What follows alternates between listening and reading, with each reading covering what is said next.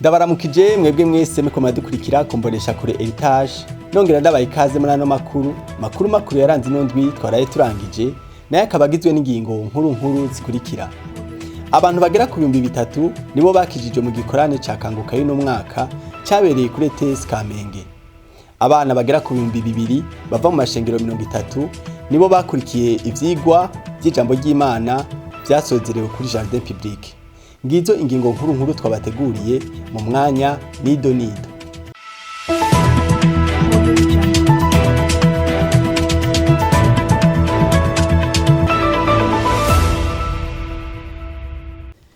Nongeye kuba ikaze muri ano makuru.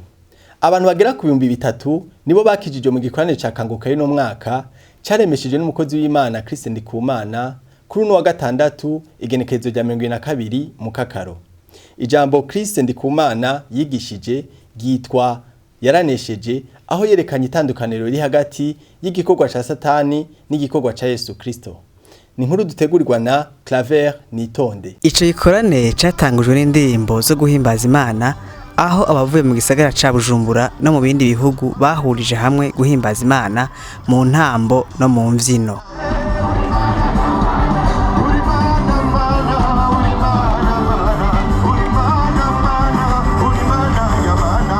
Igihe c'isaha 10:30 niho umuvugabutumwa Christ Ndikumana yashikiriza ijambo, aho yerekanye itandukaniro riri hagati y'igikorwa ca Satani n'igikorwa ca Yesu Kristo.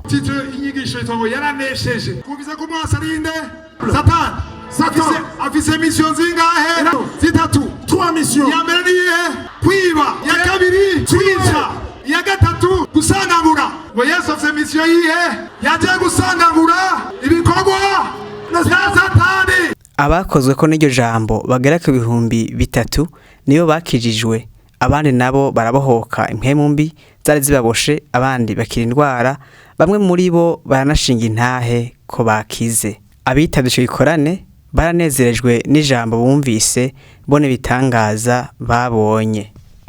Alors ça a été une très belle expérience ce soir. Twagize ibihe byiza ku bw'ubuntu bw'Imana, twabonye Yesu akora ku buzima bwacu, twanezerejwe no kuba muri kino kibanza. Ndagiye cyane, turanezerewe, twabonye Imana, twabonye ibitangaza bikoreka. Twabamenyesha ko mu gusozera igikorane uwo mukozi w'Imana yafashe umwanya wo gusengera igihugu. Ndagushimire Claver Nitonde. Abana 2,000 bava mu mashengero 30 nibo bakurikiranye ivyigwa by'ijambo ry'Imana byasozerewe kuri Jardin Public ku munsi wa gatanu. Mu muryango w'abasoma Bibiliya bavuga ko izo nyigisho baziteguye kugira ngo bafashe abavyeyi kurera abana mu ijambo ry'Imana no gukomeza ubumwe hagati yabo. Ni inkuru dutegurirwa na Bonaventure Nick niyo mungere.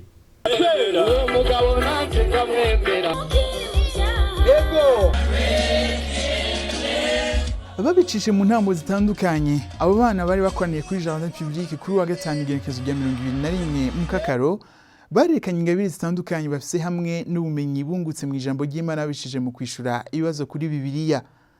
Leonidas Ninyibuka ajejwe ivyo gutunganya ibikorwa mu ishamwe ry'umusomyi wa Bibiliya mu Burundi, yavuze ko bateguye izo nyigisho kugira ngo bafashe abavyeyi kurera abana mu ijambo ry'Imana no gukomeza ubumwe hagati yabo. Abo bana bamaze indwi yose bigishwa ijambo ry'Imana, ko birivuga ngo toza umwana indero nziza azorinda saza atarayibagira. Uravye neza bariko basangira agafanta, basangira agasuguti, baheje gusangira ijambo ry'Imana, bariko bakinira hamwe. Ukuvuga ngo playing together and praying together. Hari vyagira ba mu gihugu amashengero ntakundane. Twe turabona abana bakuze bakina n'abandi bahuriye mu ibarabara zona bati twebwe tufise Imana imwe, turizera Yesu Kristo. Bahuriye mu mashure bazomenya ko ari abakristo. Bahuriye no gutwara igihugu ejo nibagishikira, canke bahuriye gutwara amashengero, bizoba vyoroshe ubumwe bwabo bwubakiye ku ijambo ry'Imana bakiri bato. Beninda Cayisaba wo mu ishengero ry'Ababatiste yari yazanye abana, avuga ko inyigisho abana baronse zabafashije kumenya Imana kandi ko no muri kazoza zizobagira akamaro. Abana barazakiriye gose, baragize ubumenyi bwinshi ku kijanye na Bibiliya, baraduhaye inyigisho zitandukanye zifasha abana. Akajambo twababwira mu gukomeza izi nyigisho, kuko abana nibo Burundi bw'ejo, nibo shengero ry'ejo, bazofasha cyane ishengero kandi no ku gihugu ni ikintu gikomeye cyane. Abana bazi Imana, igihugu mu myaka iri imbere kizoba giteye ahantu kure cyane. Abana bakurikiranye ivyo bikorwa bavuze ko banezerewe n'ivyo vyigwa kandi ko ibijanye no gusenga bize bazobikoresha mu buzima bwa buri munsi. Numva nezerewe, twize ku bijanye no gusenga aho twabonye ko Eliya yasenze Imana y'ukuri, anasenga Imana ikamuha umwana, Yesu asenga asengera n'abandi, Paulo na Sila basenga bari mw'ibohero, Imana ikabakura mw'ibohero. Twarize ku bijanye n'igihe Eliya yari yemera Uhoraho, n'igihe abantu bakamenya bari bizera Uhoraho yitwa Bayali. Twarize ku bijanye na Paulo agenda mw'ibohero, nibyo twize. Mwomenya ko ivyo vyigwa bimaze imyaka 20 bitangwa n'umuryango w'abasoma Bibiliya mu Burundi, bikaba vyitabirwa n'abana bava mu mashengero atandukanye. Ndagushimire Bonaventure Nick niyo mungere. Kuri uno w'Imana ku mugoroba harabaye ihuriro ry'abasomyi n'abanditsi b'ibitabo Rukristo ku ncuro yayo ya mbere. Abateguye iryo huriro bavuga ko intumbero ari yo kurandurana n'imizi umuco wo kudasoma ibitabo Rukristo mu Burundi. Ni nkuru dutegurirwa na Bertier Mugiraneza.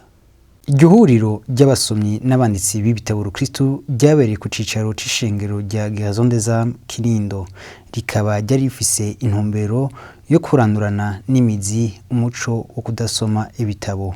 Adrien Diridiri, umwungere w'ishengero Gihazondeza Kinindo, aratanga insobanuro y'icarico Salon du Livre Chrétien n'intumbero yaryo.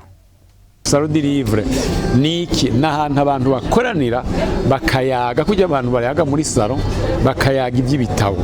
Rero twebwe twiyumviriye kugira Salon du Livre Chrétien kugira tuzana abantu kunyene twabazanye tuyage iby'ibitabo Rukristo, ibitabo bidufasha gukura mu mwemu, ibitabo bidufasha kwizera, ibitabo bidufasha gutunganya ingeso zacu, ibitabo bidufasha kumenya ngene dushinga amashengero n'ingene tuyarongora. Ni kuvuga ngo salo rero ni salo nyene mugabo aho muyaga iby'ibitabo ni nk'igikorane kivuga iby'ibitabo. Nicyo twari twateguye rero no munsi twari gutanguza iyo salo izomara iminsi 3. Nayo Juvenal Nzosaba amenyesha ko mw'ishyirahamwe CDH arongoye bafise ibitabo birenga 1000 kandi ko rimaze kwakira abasomyi bagera ku 1545. Nkaba hariho ishyirahamwe nserukira yitwa CDH, ni Centre pour le développement holistique mu Gifaransa, kuvuga ko ari ishyirahamwe yiyemeje kuzamura canke guteza imbere ivugabutumwa biciye mu bintu by'ibitabo, biciye mu kwandika no gusoma. Ikindi mwamenya nuko iryo shyirahamwe rimaze kwakira abantu basoma ibitabo bashika 1545 niho tumaze kwakira bahaca bagasoma. Tukaba dufise ibitabo birenga 1000 kandi biratunezera nubwo batakunze cyane gusoma Abarundi, ariko tubona ko bamwe bavyifuza kandi tuzobibandanya. Abitabye iryo huriro bavuga ko byabafashije kumenya ukuri kujanye n'ijambo ry'Imana ndetse na kahise ku Burundi. Ikintu byamfashije ni uko naje ubwanje byankanguriye ko nkwiye gusoma igitabo kugira ngo umuntu amenye koko ukuri kw'ijambo ry'Imana ndetse n'ukuri kw'ibindi bintu byose ko biri mu gitabo. Cyafashije nuko numvise naheze abantu benshi basomye ibitabo bikabafasha. Hari abasomye ibitabo abantu bakababaza ibyo bintu bazo babikuye, ariko gusoma gusa numvise akamaro ko gusoma.